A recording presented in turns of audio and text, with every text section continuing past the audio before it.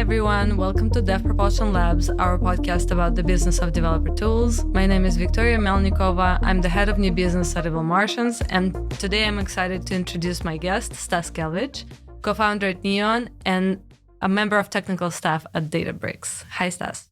Nice meeting you, Victoria, and thank you for having me. Welcome to the podcast. And today I just want to start with a simple question. Who is Stas? And the reason why I ask about that is because I know that you do have scientific background, but you're also an engineer, but you're also in the startup world. So who are you today? Yeah, most of my time I'm an engineer and then to some extent engineering manager for our teams that does Lakebase and Neon. Mostly I focus on everything these days that surrounds a database: runtime, auto-scaling, connection management, and things around. But across the years with Neon, I worked mostly on everything and hired initial team there. And most of engineering reported to me up until we were like 40, 50 people. And then we hired VP of engineering, and I started concentrating on like half of our stack. I guess I'm like working on what is on fire today.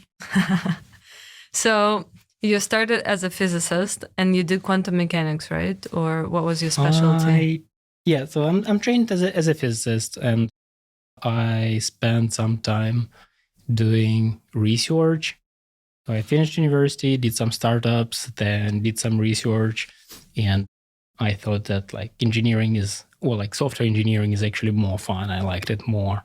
It's more dynamic and it's like easier to find something where you feel useful.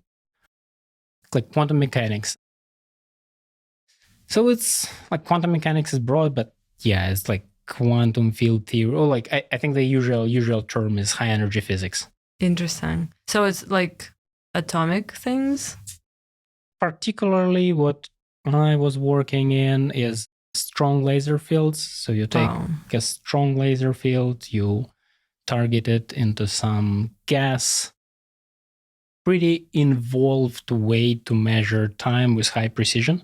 Okay. So if you want to measure time up to attoseconds, attoseconds is more in a dreamy side. Femtoseconds are realistic. So you were in academia doing research, teaching, right? And how do you make that bridge to going full into software engineering and Postgres? I was always doing both, so there were no like big gap for me. I was doing web development since I was in school, so I was doing both things. So there were no like big like gap to overcome for me.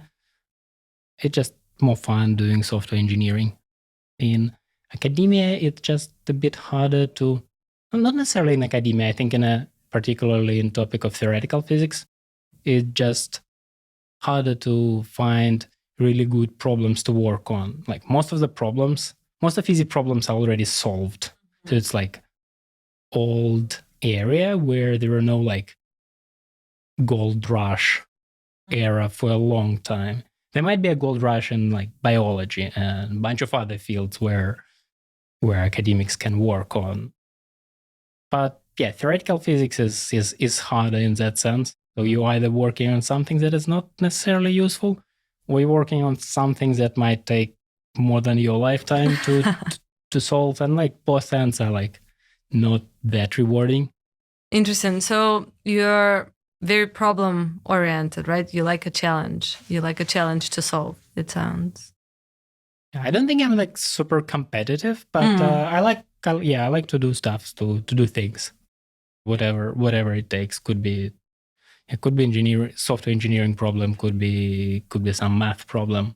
So you were deeply involved in Postgres, right? In the internals, like the internal kind of like, I don't even know how to explain it because I'm not very well versed in it, but can you briefly describe what you did? Like, how did you get involved with Postgres and what were your early kind of like tasks at hand that you took on?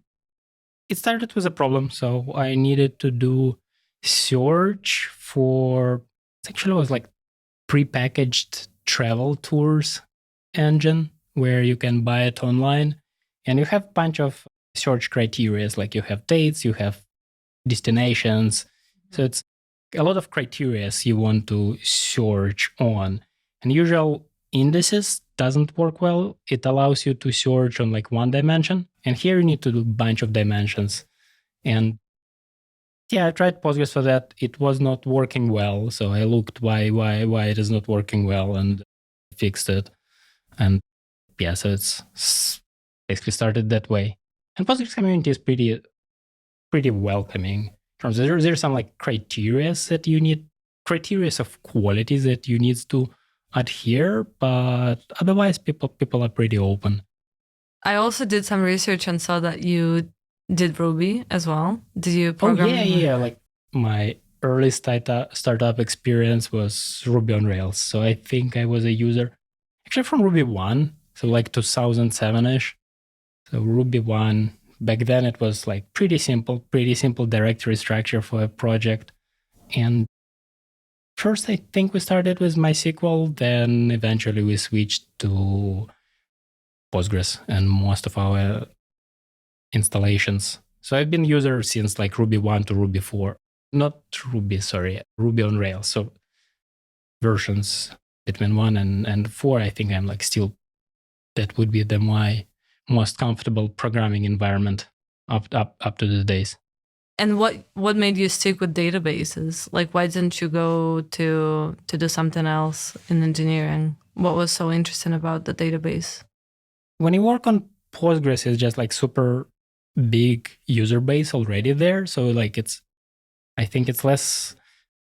So to some extent, it's also about like databases as a topic. I like that topic, and it has also like that whole field has some like bigger than average memory. Like most of the people who work on databases, they would know like papers from 60s, 70s, 80s, because that is like still useful and still relevant. And if you go to other domains, they just like they don't need that background because it's like less relevant. Things are changing too fast.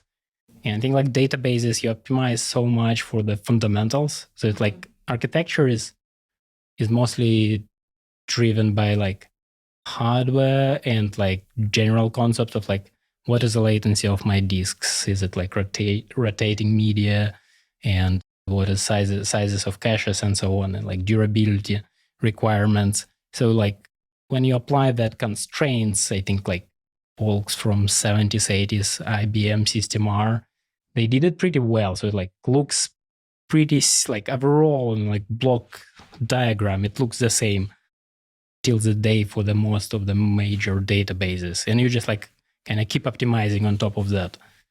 So that's why I like databases as a field. There's like a lot of stuff to learn. And the other side is Postgres itself as a project. You did some small feature, but now a lot of people across the world are using it. Some people writing your emails who you like didn't know they exist. I think I worked on some nearest neighbor search feature for Postgres. I think it like was Obama election cycle. So people started reaching out to me. Okay, we are doing voter identification project. So you answer a bunch of questions, and we are trying to like pick a like kind of right candidate for you. And a lot of that project started reaching out. Hey, we've seen your patch; it was not committed. Can you please rebase it to a new version, and so on. So like that, just like you see that like what are you doing is useful. Versus if you working on some projects that has some probability of success, it's you always like multiply by that like probability. So I've had a few people that are founders of database Postgres offering basically on my podcast. And I noticed that the community is really responsive. Like there is a lot of feud always going on. And I'm sure as one of the co-founders of Neon, you see that side too. It can go dark, but it's also like it's just a very lively community where people are pretty vocal about things, especially comparing Postgres to something else. People have a lot of opinions, which I think is exciting, but also you have to kind of balance your product really well and serve to the majority, I guess. So when Neon started as an idea, was the offering ready? Like, do you do a lot of the engineering work to actually make Neon kind of like production ready product that's ready to serve people? Or do you do a lot of preparation work to make Neon stand out? Yeah, it was about a year of work before we opened it up as the preview to a general public, and it was even under invite code initially. Yes, so yes, it's like yes, it took about a year to do the basics, because we like from the start we wanted to do some like pretty big changes to the like storage subsystems. So we wanted to separate storage from Postgres in a way that we still keep full Postgres compatibility. And yeah, it took some time before you kind of start passing all tests, and it's at least like correct and doesn't lose your data. Then once like that basics are done, you can like start adding users. And yeah, that was pretty nice growth since then. Can you walk us through the early days of Neon? So how did it start? Were you friends with the other co-founders and you just came together and decided to do a product? Or maybe somebody had an idea and kind of like sourced you in from different corners of the world? Just walk us through that. It was Nikita's idea to start like companies that would do a separation of storage and compute for Postgres. And Nikita's background, he did like he did different database single store before, and that was more of an analytical side of Spectrum. Postgres is more like transactional, high frequency transactions. And yeah, he had that idea. He also worked in a investment fund back then, and he started sourcing folks. They're talking around. I think after a few iterations, like people recommended me to him, so I didn't knew him in person before, but like I heard about him. And the same way he reached out to Heikki, me and Heikki knew each other. Again, like saw each other in conferences and had some chats.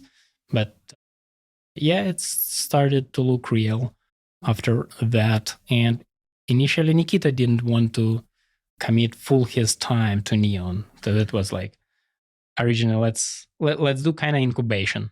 But then like he involved more and more and like switched to full-time being Neon CEO. That's very interesting. So you were invited as the engineering mind for the group? Like you were in charge of the technology, or? Me and Heikki, yeah. But like you don't need anyone non-technology sure. for a long time in that kind of project. Can you like reflect back on some of the early decisions that you made as the Neon co-founding team that really made a huge difference in how Neon reached its first customers? Like, were there any moments when you had to sit in the room together and kind of like make a bet on something to go all in? So that separation of Postgres and storage is one of those that Nikita brought early on. But were there any others, like let's make the free initial tier for the customers, or let's go open source? So like, were there any discussions of sorts where you had to be kind of brave about betting on something? Our whole idea was let's do cloud native Postgres, and it's like extremely broad. And the separation of storage and compute is one of the options. You can do it, you can avoid doing it. There were some discussions: should we do cloud? Should we do cloud ourselves or concentrate on the database parts where we have a bit more expertise? And that was like one of the bets. Let's actually do cloud. In terms of you can do software that other vendors are hosting, and but it's like bad. Like we decided it's just a bad business model. You need to have your own cloud and you need to own it end to end. That is one. Then separation of storage and compute is also a bad, because now you have to have big engineering team. So now you're doing like hard stuff. And if you would do just Postgres, because Postgres itself works not that bad, and separation of storage and compute is not something that like end user sees that much. It unlocks other features like auto scaling or scale to zero, but generally it's like implementation details. And if you take just Postgres, you can have most of your engineers working on a cloud. If you changing engine heavily, now you have like cloud team and you have your basically like core team, and that folks are more expensive, and it was more of them. So like our like whole cloud team was like, I think 3 people at some point, and while engine folks more than like about like 10, 15. And there are like competitors on the market. So like it's a bet in terms of burn rate and technologies that you are making. But in exchange, you are getting some like stronger differentiator, and also something that is more appealing on the enterprise consumption side. Were you targeting the enterprise customers off the bat, or because I know that there's obviously a top bottoms up approach, but there's also the enterprise sales, right? And from what we're talking about with different customers, there are a couple of learnings that I found. First, database is a very sticky product, and companies are not going to change databases later on. Mm-hmm. Chances are very low, right? So if we're talking about small and medium business, the bet is that they're going to grow and then they're going to bring a lot of money to the company, right? If we talk about targeting enterprise, that's a very specific set of functions that you need to bring to the table, right? Like it has to be reliable, stable, so many different things. So for you, was the bet was always on the enterprise client from day one? Like eventually you knew that you would get there, or not necessarily? I think even in our seed round slides, it was marked that we will do it in 2 steps. First step would be bottoms up product-led growth, and we are not focusing on enterprise for first few years. And then we'll go to enterprise, and that's where you get the most of the revenue.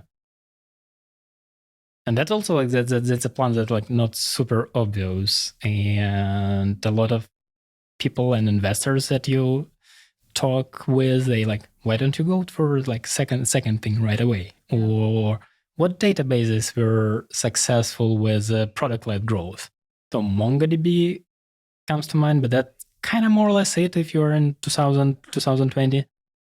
That was, I think, MongoDB success in PLG motion was one of the things that we were looking at a lot. And there are also like it felt that there is some gap in the market in terms of you can go to AWS, provision your Postgres, but that's like too much effort if you want to start building right now. So interesting. So last year at the Supabase Select, Supabase announced Multigrass, which is sharding for Postgres, right? So how did you solve that problem? Because if you're focused on enterprise clients, and from what I understand, and I'm very remote from databases, right? Like I'm not an expert, but only like the few biggest clients would ever need something like that. Or is that not true? And just walk me through the technical strategy that Neon has for enterprise. So you mentioned sharding. Yeah, we solved that problem by like not solving it. Like we didn't address it at all. And we concentrated on having one Postgres database working properly. And yeah, if you're doing sharding, it's a lot of fun. It's a lot of fun to work on that. But majority of the market, if you like slice by revenue, is in like single database that is fully compatible, like with existing applications that are using that database. And there is some tension on a like bigger usage tier. Let's say you have your like big SaaS company, then you have to set up a lot of such databases. And so far, approach is that you just like set up a lot of them, you implement client-side sharding in most of the cases. So it's like I think YouTube and their bunch of MySQL that's actually the same folks who are doing now sharding projects for Postgres in different companies. That is one way to go. There is also Spanner that kind of solved it in a proper way. Like everything is good about it, except that nobody outside of Google is using it. So there is now like again business question. It's a lot of money and time to invest in. Then you're also solving a harder problem because you want to retain Postgres compatibility. You're not building it from scratch. So you are building already with some like 30-year-old code base with its own design decisions. And market for that product is smaller. So that's a tough call. So far we decided to not to go there, but eventually we'll arrive there. And I think like Postgres, it would be something like Postgres compatible. But there were previous generation of databases that did Spanner-like sharding. There is Cockroach, there's Yugabyte, and they pivoted to something else eventually. And there are similar projects for MySQL as well, or like kind of MySQL compatible projects. But it's a tough business. So they like looks like they're just not in like for that previous generation of companies, it just was not enough momentum to build enough features so that you are a general purpose sharded replacement. And they pivot to something else, being like data residency database or like some specific use case. So it's I guess it's just a riskier bet. Now across the industry, there is a lot of Postgres investments being made by all of the players, by big clouds. They're investing more. Some competitors like Neon, and let's see how it goes. But I think the end state is that the end state is pretty well known. It's something Spanner-like, most likely. Like that would be my bet. I'm not sure if it happens, but if it happens, I would bet that it would look like Spanner. So we are in 2026, and I would guess that by now the majority of Neon instances span out by agents or some sort of like code in something. Is that something that you accounted for in design? Because obviously Neon started a few years ago and probably ahead of the AI wave, at least of the level at which it is right now. Are there any adjustments that you need to make product-wise to accommodate those, like agentic code and workflows? We basically start our product is like, let's make it as straightforward to use as possible for their users who are not well versed in databases. Like if you basically don't know how to provision it, you don't know how to answer all that questions that, let's say, AWS would ask you. Yeah, so it should be as simple to use as possible. And basically, I think for a long time, it was only 2 clicks to set it up. One is like single sign on, or like sign on with like Gmail, GitHub, and second button press is to create a database, and we're trying to not to block you.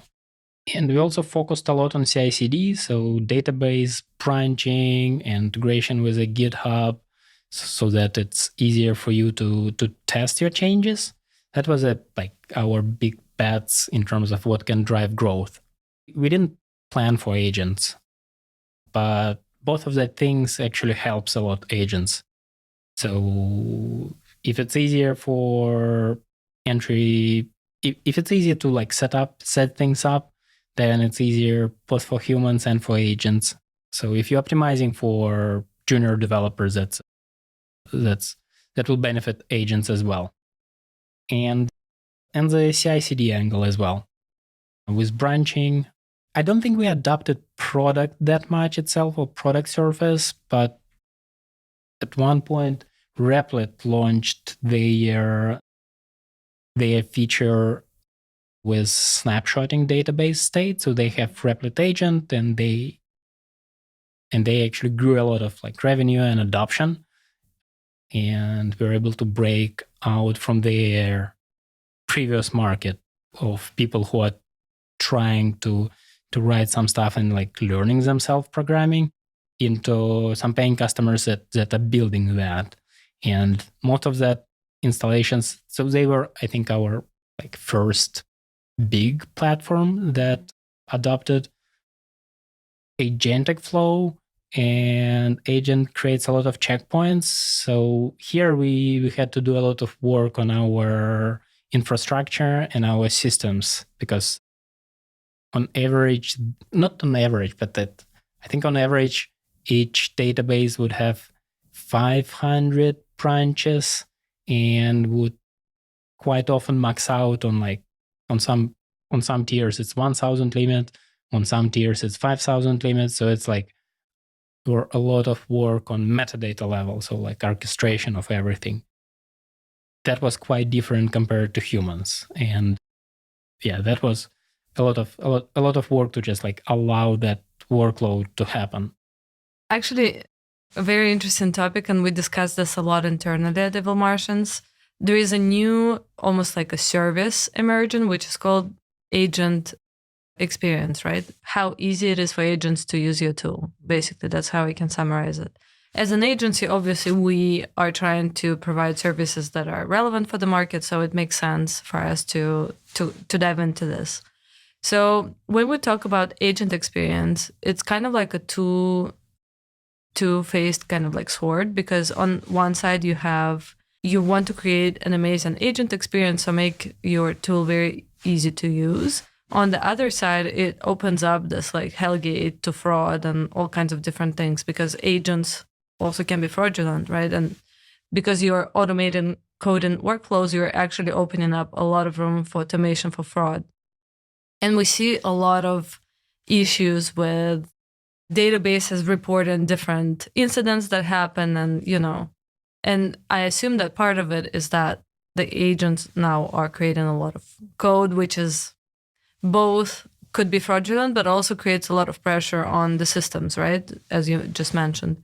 So is that something that you talk about a lot at Neon these days? And what are some things that you are really cautious about when creating, offering?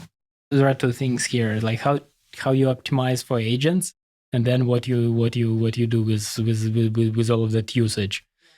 Optimizing for agents, we didn't do that much specifically for agents. There's like some marketing, but in terms of engineering, if you think of junior developer, I think that's like really great approximation of what agent is doing. And I think it kind of makes sense in terms of they were trained on a real data, and it's a bit different kind of intelligence. So it's not like exactly as human.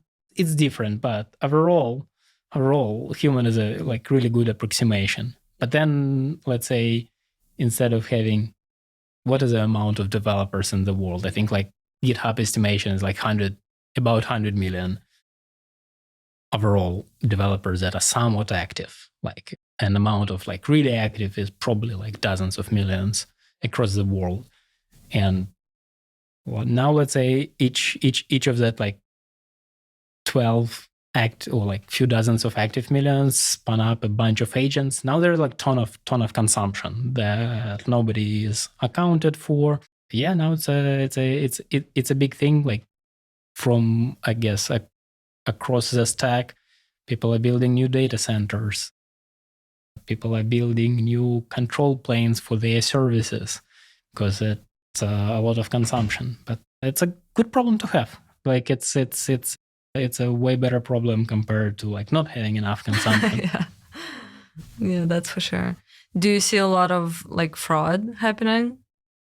Not on our part of the stack.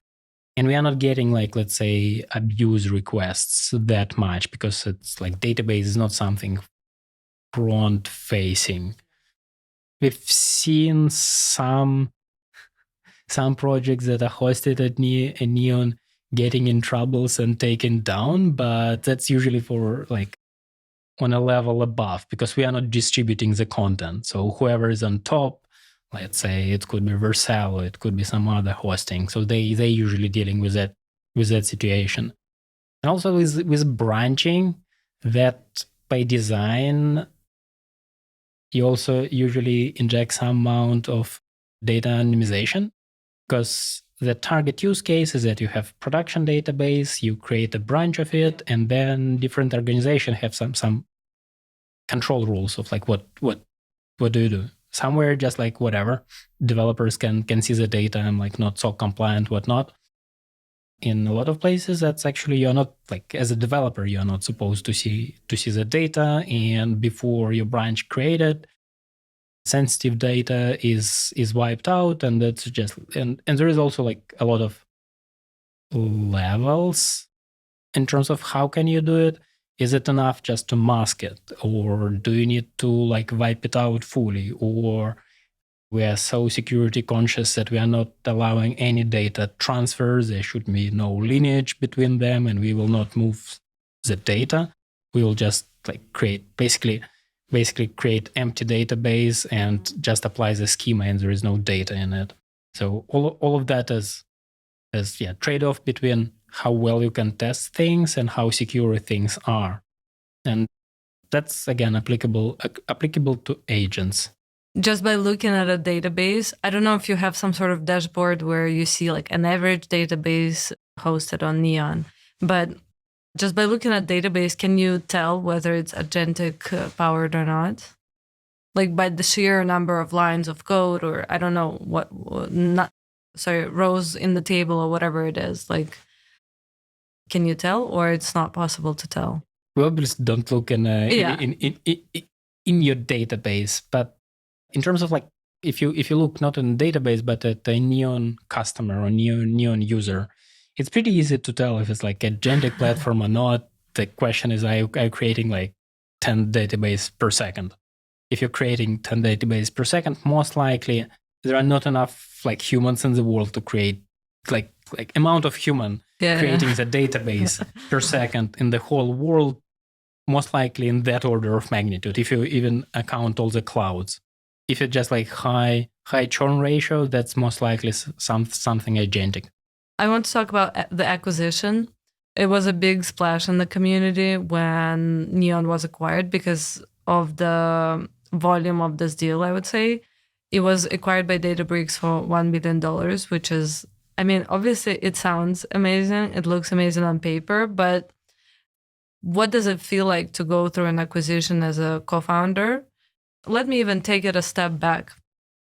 Before this acquisition ever took place, was it something in the books? Like, is that something that you planned for? Or because by then you raised like 130 million almost?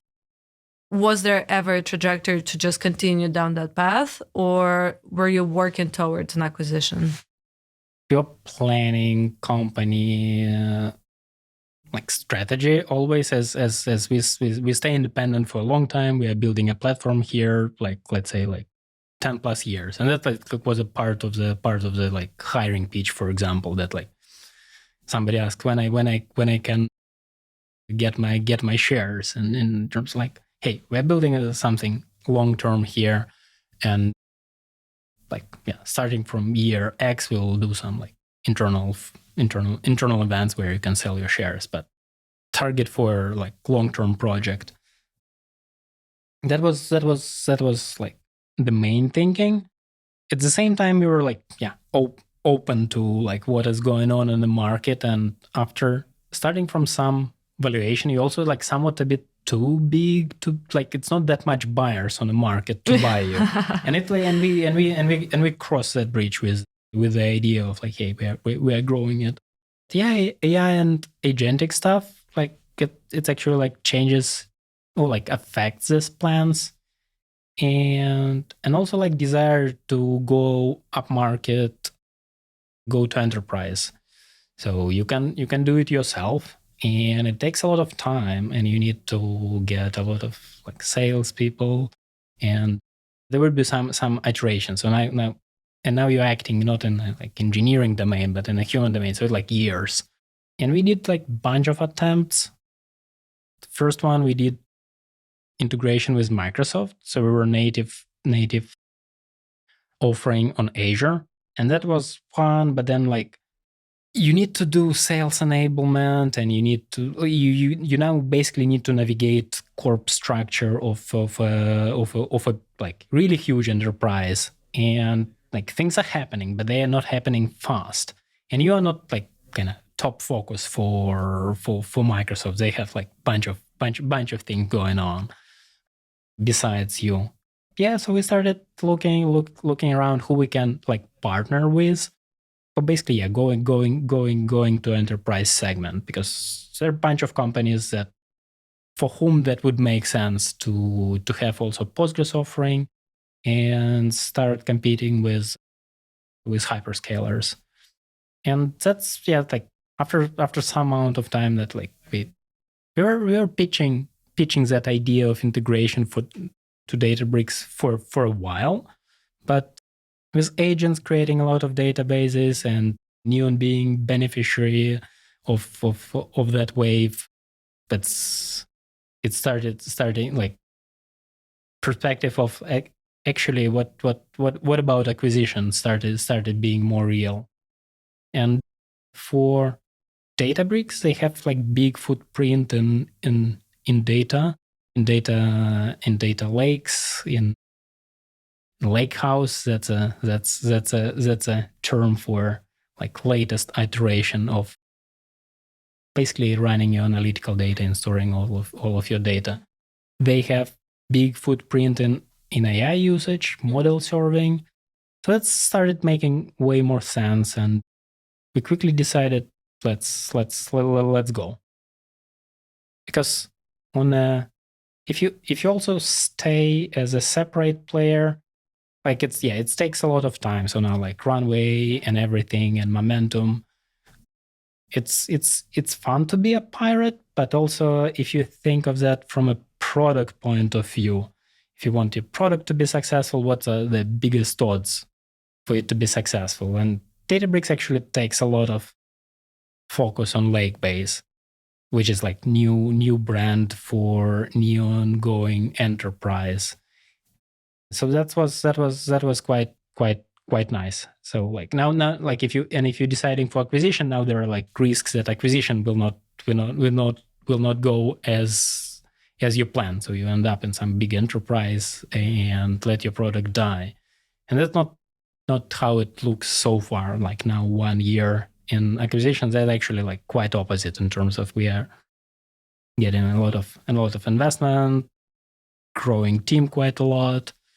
Also being like hiring brand of Databricks is pretty strong. So now it's easier to acquire top talent, and there is a budget for that top talent. So that all of that makes sense. Deal was made in like 30 days, and being like 1 billion plus deal, that was quite intense. And I think at some point there were like about 90 lawyers working on that. Jesus. Because there is a lot of regulatory, so you have to apply for antitrust. Usually the deal is like half a year to a year. Yeah. But everybody was committed to making that fast. So there were like some money were thrown at the problem, and the amount of people working was like pretty crazy. That's and also wild. that was pretty like I know funny or interesting on the receiving end for Neon employees. So you basically like, hey folks, we don't have the time to do a custom contract with proper numbers in terms of how much shares you are getting, and just like everybody signed papers with just blanks there. Because if there is a typo, now you can like basically argue with the whole deal. Yeah, a lot of people like were worried, but okay, let's do it. Actually, thanks to you, I had David Gomez on the podcast. He is now working at Cursor, but at the time he was working at Neon alongside you. And he mentioned something that really stuck with me. He said that Nikita managed to negotiate the deal in a way that Neon still stands as a brand, which is not common for acquisitions, right? And we know that. So, what does it take for a team to stay independent and still be like a very present product even after being acquired? Well, I think he was able to negotiate it because it actually made a lot of sense. It's not because like Nikita is a great negotiator, but here just makes sense, and Databricks, independently of that, also makes moves towards self-serve consumption. So Databricks is sales driven, like top down sales driven organization, and for a long time you can't even create account, and there is no free tier. But now there is, and that happened even before Neon acquisition, and I think that also like contributed to some extent in the decision to let's acquire that folks with product-led growth. So there is a free tier of Databricks, there is a free tier of Neon. It's a bit different needs, enterprise versus like self-serve developers or small development teams. And you also get consumption from big accounts. So like, I'm not sure what's the percentage, but quite a lot of S&P 500 companies, some people inside have some projects on Neon created from their work email. So there is a lot of benefits of having that. So the idea from the start was that we'll unify infrastructure, and we'll have two front doors, and also consumption in terms of how many people are using logical replication out of Postgres somewhere. So each like 99% of that replication streams end up in some analytical database, and people have to configure that. So now again, can we make it as simple as possible to have that in Databricks? With the point being, like, I'm a developer, I created my app, I have my transactional database, and then when I'm hiring first analyst, or I want to like create some graphs, I need to do something, and it would be pretty cool to have it bundled in with a strong product, so that you don't have to. Like, some people might be opinionated about the destination, but most of them don't. How did life change for you after the acquisition? Because if we take Neon, right before the acquisition, it wasn't that big, right? It didn't cross 100 people. Or did it? It was 130. Okay, so 130 people, comfortable size. And obviously you are in charge as one of the co-founders. And now, after being acquired, how does it feel to be in a bigger team and potentially solving different tasks? Like, how has your role personally changed? It's pretty similar org structure. Folks are reporting to Nikita, and I don't think it like changed that much, to be honest. I think that one of the biggest changes that like we got some amount of strong folks from Databricks working on Neon and Lake base, and that's actually pretty positive change. Also, it's like bigger company. There is some amount of that's actually harder to roll it out. But that's like now in exchange you are getting, for example, like stronger compliance frameworks for your product, so you don't have to work yourself on that. Like whatever compliance frameworks are there, and we have like all of that on the roadmap, and like going like it's like usual story, like soul keep and so on. So it's like I don't think there is anything that just that doesn't make sense. Like and people are getting that. So we haven't had like some people left during the acquisition, but mostly they had some like external reasons, family planning or planning of some gap year that was like happening before, but somebody actually retired. We had a great guy from ex-IBM person. Okay. And while great, most of ex-IBM persons are about retirement age. Yeah. And they also do know a lot about databases. But yeah, that's like pretty the same team, just stronger with some folks from Databricks, and I'm pretty excited now with that momentum. You also like, it's more realistic to challenge hyperscalers, because in Neon, that like still you understand that it's like 10 year plus before you will be able to get there.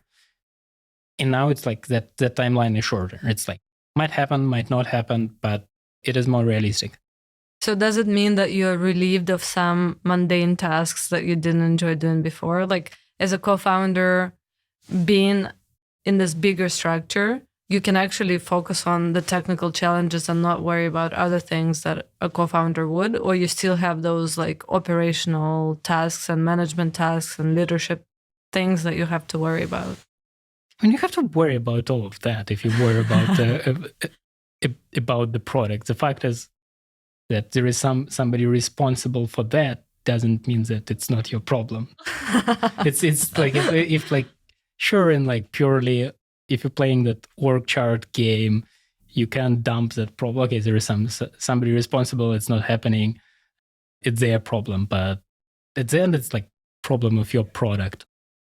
So yeah, access to expertise helps. Hiring helps. I think overall, I was working on whatever is on fire in Neon and now and in Databricks. I'm not sure how like to which extent that is applicable to other deals and acquisitions, because like really here Databricks putting a lot of emphasis on lake base, and it's like uncommon, so that you acquire some startup, and that startup is actually like one of top company priorities. But if it happens, it's pretty good. So what's the long-term strategy for you? Like, do you feel good at Databricks and you're just with it like for good, or you're just I'm not kind of closing the tasks and then seeing I don't what have happens? that, like a lot of people write about that experience of I've like I've heard some horror stories when after being acquired you just want to like it quit. it didn't happen to me. It's working through the same roadmap. Let's quickly talk about the current state of things. So we see this AI wave kind of crashing out, right? Right now, it feels more stable. It feels like players have taken chunks of the market and now they're kind of working on the enterprise side of things, making things more stable, reliable, etc. I'm talking about agentic workflows, but also all the infrastructure that serves that AI-assisted coding, let's put it like that. And not just coding, right? We're talking about AI-assisted everything, potentially. How do you feel the market has changed since the early 2025? Where are we today? What are some trends that you're seeing? And just in general, I mean, with the recent resurface of OpenClaw and all of that, like where do we stand today? What should early stage technical founders worry about in 2026?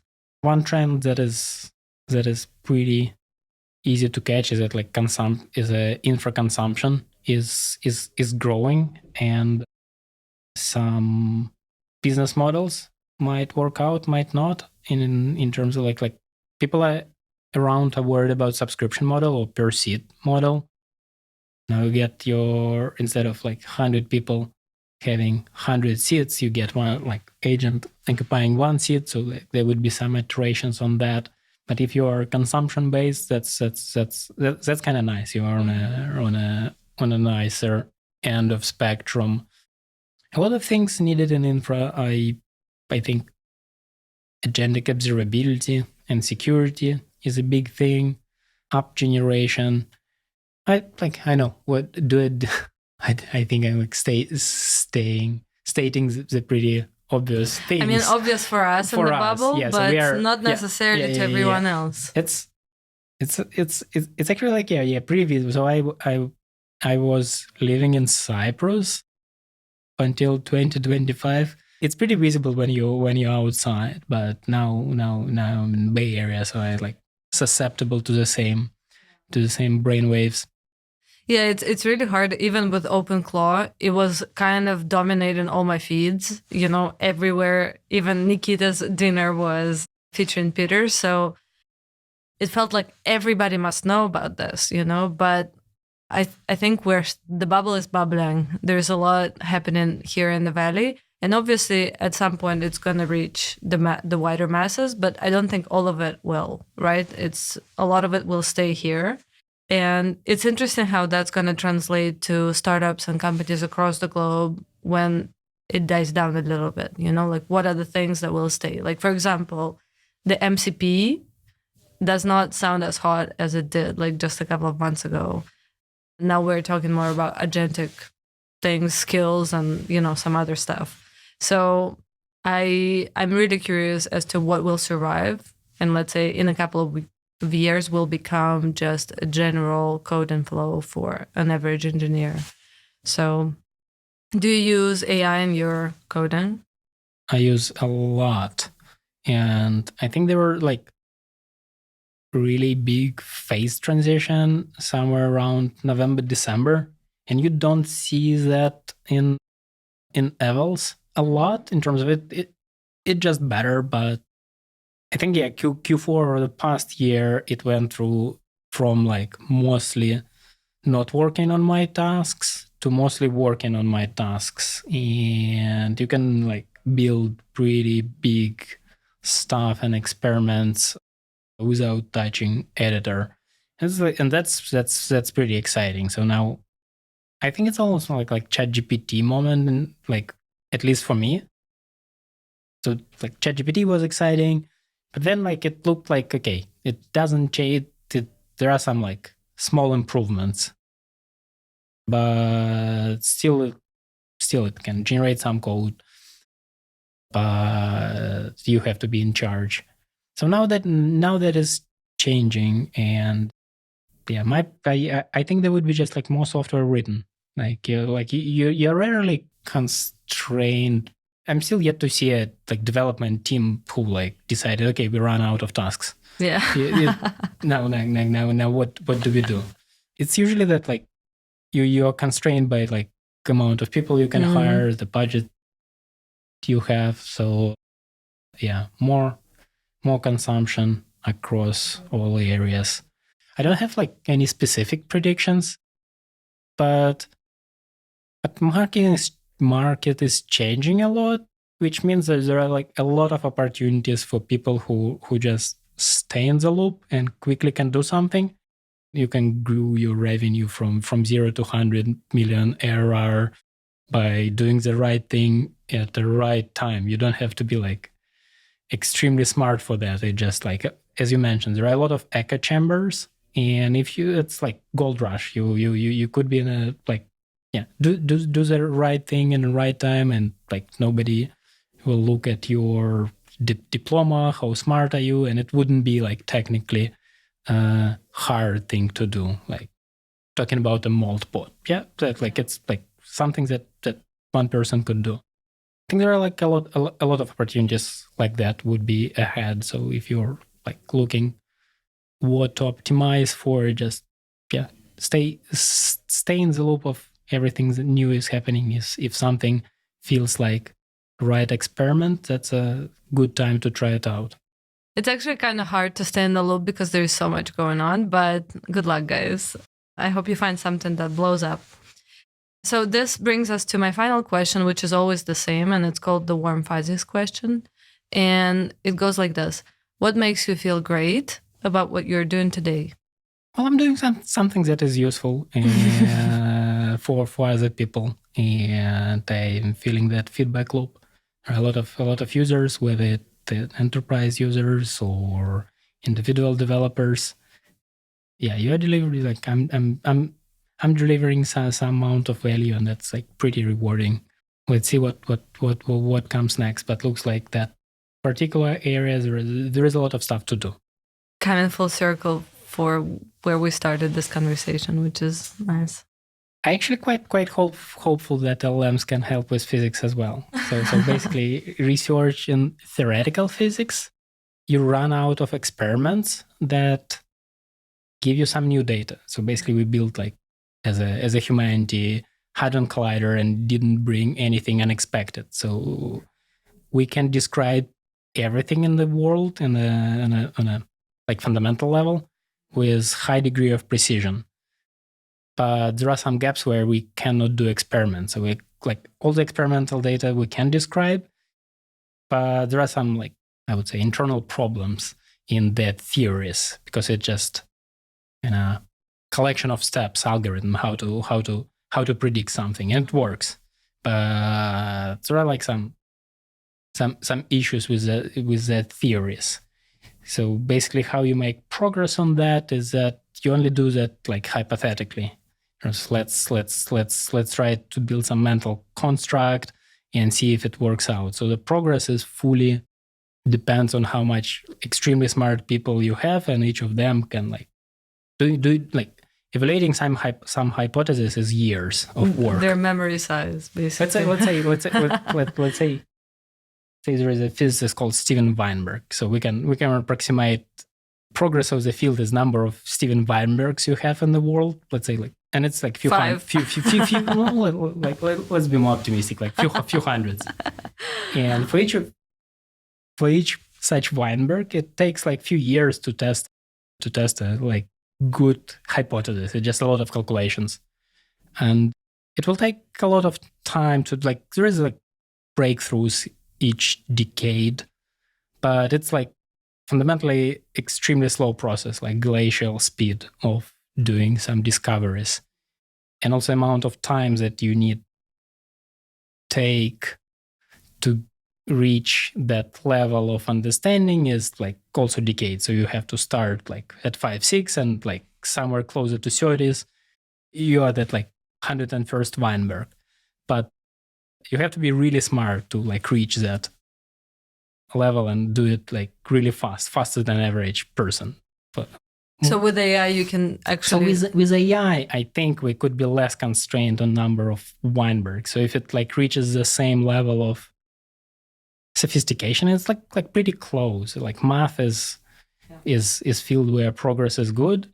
Physics is a bit trickier because it's like less formally verifiable, but it's still pretty close.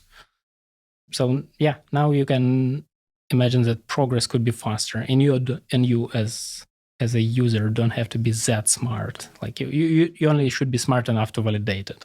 Interesting. So we're hopeful for physics. That's the summary. Finally, I want to provide you space to invite our listeners to try Neon or Databricks. How I guess Neon more. How would they get started with Neon? Sure, go to neon.com, create your database, play around, create a few branches. Perfect. Thank you so much, and see you in the next. Thank you for catching yet another episode of Dev Propulsion Labs. We at Evil Martians transform growth stage startups into unicorns, build developer tools, and create open source products. If your developer tool needs help with product design, development, or SRE, visit evilmartians.com/devtools. See you in the next.